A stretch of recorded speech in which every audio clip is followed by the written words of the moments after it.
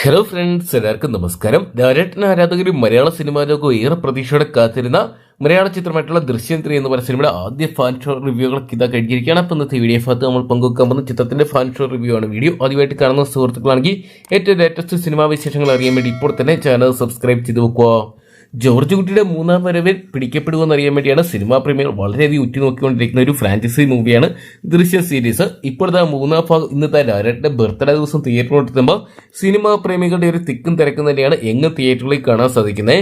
ചിത്രത്തിന്റെ ആദ്യ ഷോകളെല്ലാം തന്നെ ആദ്യ ദിവസത്തെ മുഴുവൻ ഷോകളും ഹൗസ്ഫുൾ ആയിട്ട് മാറിയ ഒരു കാഴ്ച നമ്മൾ കണ്ടാണ്. കൊച്ചി അടക്കം മേജർ സിറ്റികളും അവിടെ തന്നെ ചെറിയ സ്ഥലങ്ങളിലടക്കം എല്ലായിടത്തും ചിത്രത്തിന് ആദ്യ ദിനം ഹെവി ബുക്കിംഗ് സ്വന്തമാക്കാൻ സാധിച്ചിട്ടുണ്ടായിരുന്നു.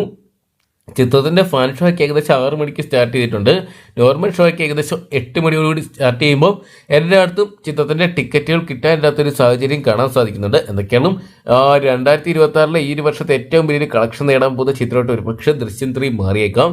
ഇപ്പോഴത്തെ ചിത്രത്തിന്റെ ആദ്യ ഭാഗം കഴിയുമ്പോഴുള്ള മികച്ച റെസ്പോൺസാണ് ഫാൻസിന്റെ ഇടയ്ക്ക് നിന്ന് പുറത്തു വരുന്നതെങ്കിലും 8 മണിയുടെ ഷോയ്ക്ക് ശേഷമുള്ള ചിത്രത്തിന്റെ ആദ്യ ഷോയ്ക്ക് ശേഷം മാത്രമേ ചിത്രത്തിനെ കുറിച്ചുള്ള ഒരു വിലയിരുത്താൻ സാധിക്കത്തുള്ളൂ. എന്തൊക്കെയാണൊരു ലാലേട്ടൻ ആരാധകർ കാത്തിരുന്ന ഒരു മൊമെന്റ് തന്നെയാണിത്.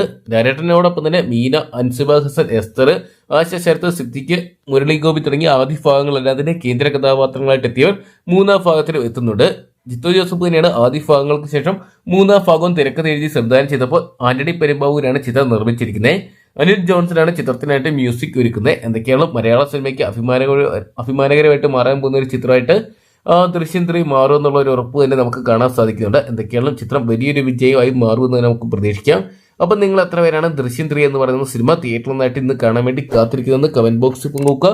വീഡിയോ ഇഷ്ടപ്പെട്ടെങ്കിൽ ലൈക്ക് ചെയ്യാനും ഷെയർ ചെയ്യാനും ചാനൽ സബ്സ്ക്രൈബ് ചെയ്യാനും മറക്കണ്ടാവും.